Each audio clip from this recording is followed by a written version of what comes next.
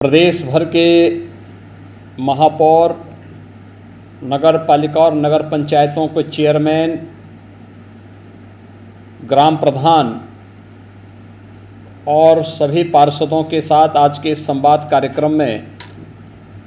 लखनऊ में मेरे साथ उपस्थित प्रदेश के लोकप्रिय और कर्मठ अध्यक्ष माननीय श्री स्वतंत्र देव सिंह जी, प्रदेश सरकार में मेरे वरिष्ठ सहयोगी उप मुख्यमंत्री श्री ब्रजेश पाठक जी, वर्चुअली मेरे साथ जुड़े हुए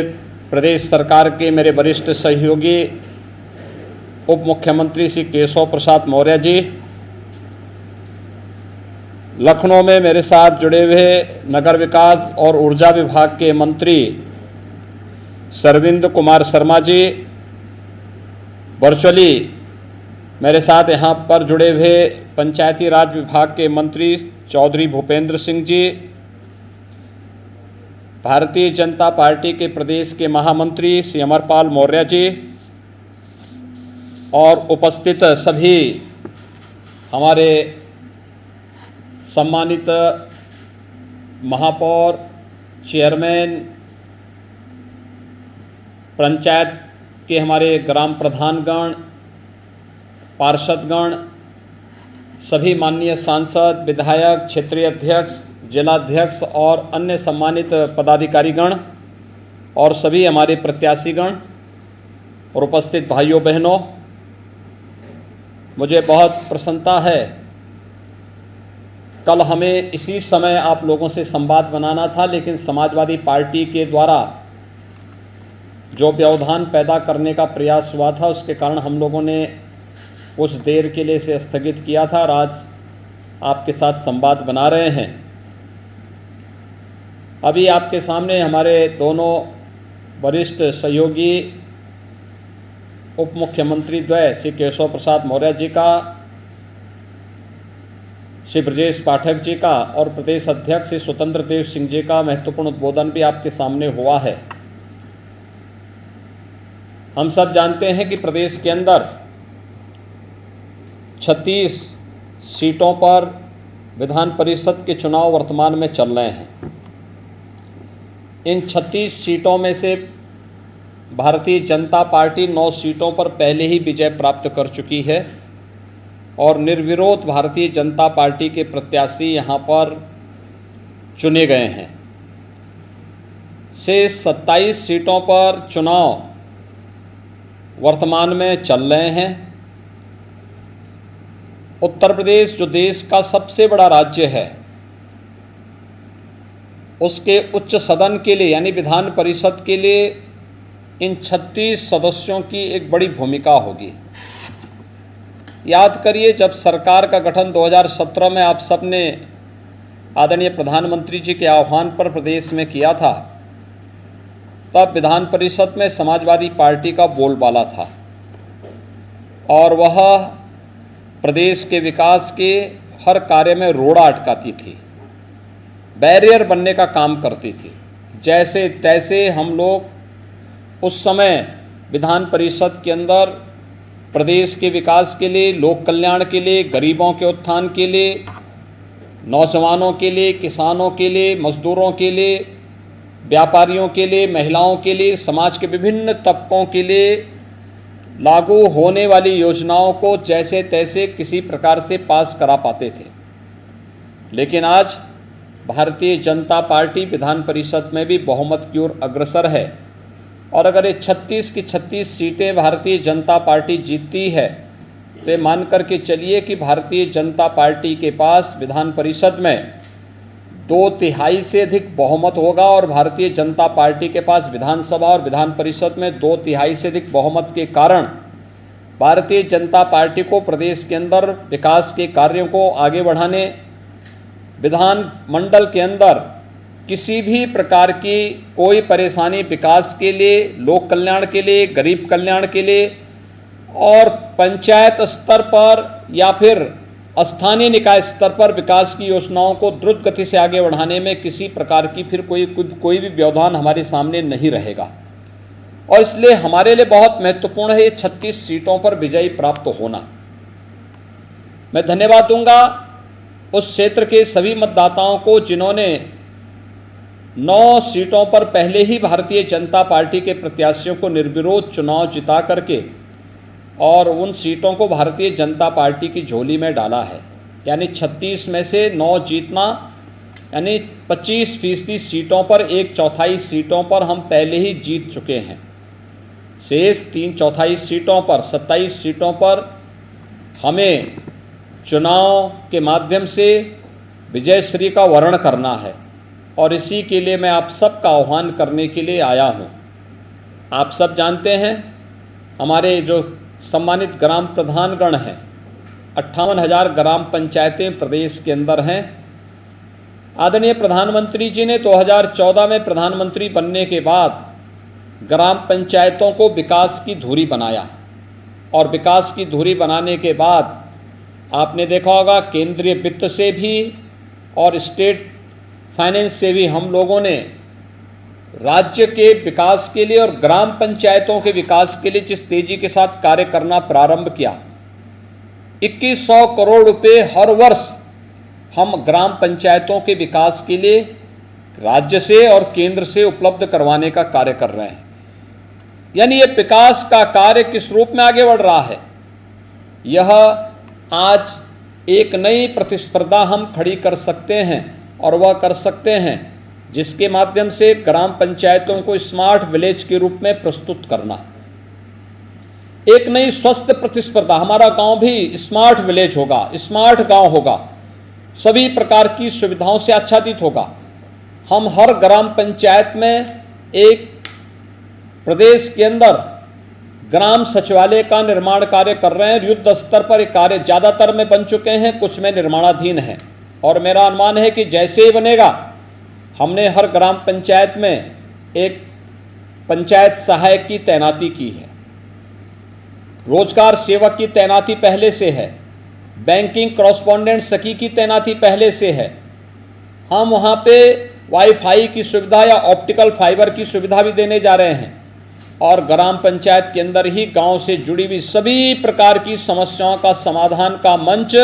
हमारे ग्राम प्रधान के नेतृत्व में प्राप्त हो सके, इसके लिए एक व्यवस्था राज्य सरकार के द्वारा हर ग्राम पंचायत के अंदर व्यवस्था बनाई जा रही है। आखिर गांव का व्यक्ति बैंक से जुड़ी अपनी समस्या के लिए बैंकों में क्यों खड़ा रहेगा? बैंकिंग कॉरेस्पॉन्डेंट सखी गांव के बुजुर्गों की, गांव की महिलाओं की, गांव से जुड़ी हुई सभी बैंक से जुड़ी हुई समस्या का समाधान ग्राम सचिवालय के अंदर ही करेगा। बिजली का बिल हो या कोई भी ऐसे अन्य बिल, ग्राम सचिवालय में ही इनको जमा करने की व्यवस्था करवाएंगे और मूल निवास प्रमाण पत्र हो, आय प्रमाण पत्र हो, जन्म तिथि प्रमाण पत्र हो या जो भी अन्य इस प्रकार के जाति प्रमाण पत्र हो, दिव्यांग सर्टिफिकेट हो, ये सभी चीज़ों को धीरे धीरे करके हम ग्राम सचिवालय के अंदर ही इसको बनाने की प्रक्रिया के साथ जोड़ रहे हैं। और हम लोगों ने तो आपने देखा होगा पहले कार्यकाल के दौरान ही ग्राम प्रधानों के अधिकार को बढ़ाया। हम लोगों ने कहा कि अगर आरईएस का जेई या येई आपके गांव में आने में उसको कठिनाई है, समय लगता है, नहीं आ पा रहा है, ब्लॉक से आपके पास इंजीनियर आने में कठिनाई है, आपको हमने सुविधा दी है कि आप इम्पैनल्ड इंजीनियर्स में से किसी को भी बुला करके अपना गांव की पूरी विकास की कार्य योजना को आगे बढ़ाने में अपना योगदान दे सकते हैं। हमने आपके कार्य के दायरे को बढ़ाया, मानदेय को बढ़ाने का कार्य भी किया और साथ ही साथ एक व्यवस्था और भी बनाई कि आवश्यकता पड़ती है तो सुरक्षा की बीमा कवर भी हर पंचायत प्रतिनिधि को उपलब्ध करवाने का कार्य भी प्रदेश सरकार ने आपके लिए प्रारंभ किया है। और इस दिशा से एक सरकार जो सकारात्मक सोच के साथ विकास के इन कार्यक्रमों को आगे बढ़ाई है, उस सरकार के द्वारा न केवल जनता जनार्दन ने अभी हमें 2/3 बहुमत से प्रदेश के अंदर आदरणीय प्रधानमंत्री जी के नेतृत्व में पूर्ण बहुमत की सरकार बना करके दिया है, तो विधानसभा में तो हमें बहुमत मिल गया है, विधान परिषद में बहुमत के लिए ये 36 सीटों पर भारतीय जनता पार्टी के प्रत्याशियों का विजयश्री होना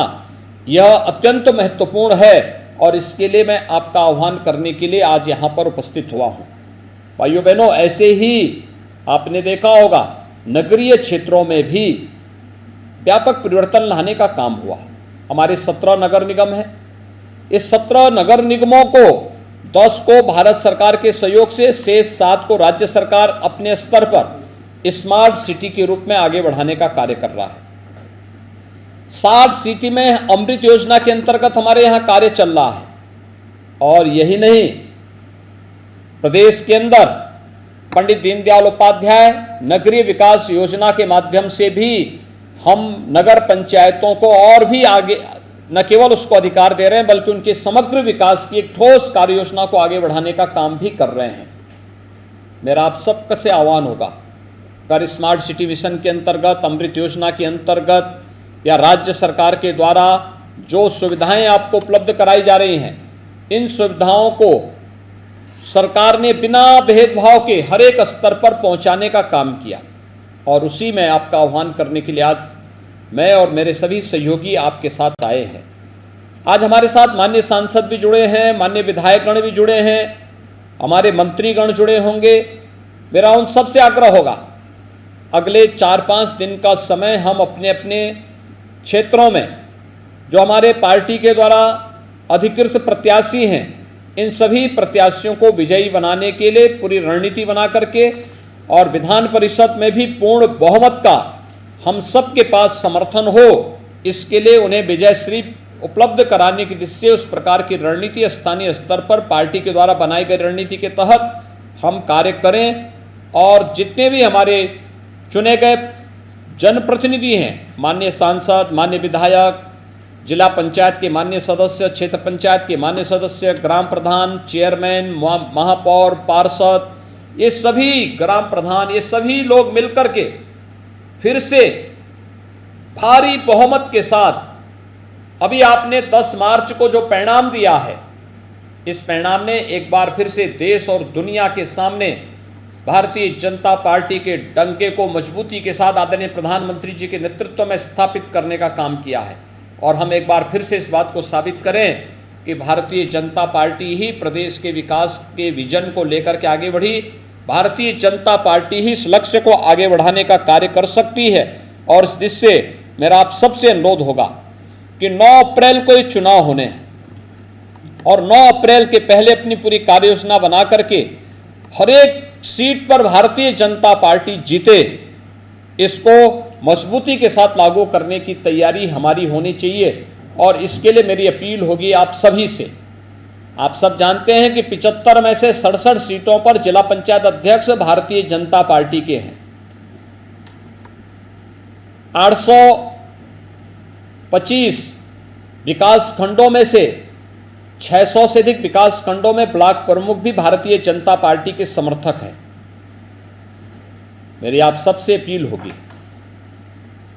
17 में से 14 महापौर भारतीय जनता पार्टी के समर्थन से बने हैं। 200 नगर पालिकाओं में